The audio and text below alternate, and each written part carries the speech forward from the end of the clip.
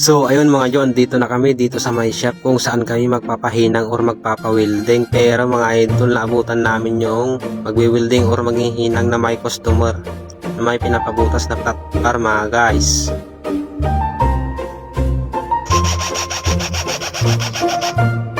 Matibay din si kuya mga idol kasi mini drill lang yung ginagamit na pangbutas mga guys dito sa may flat bar.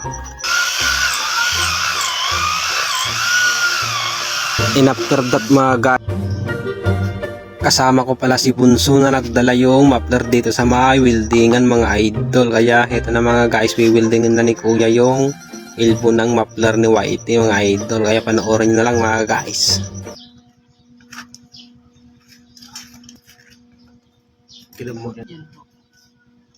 Kidim mo ano ka, makotamatan.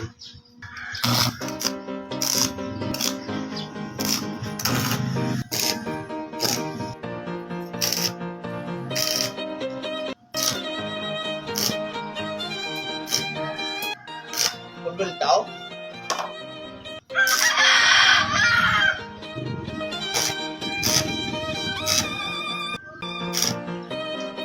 Iba yung tunog ng stainless na serbitilyo.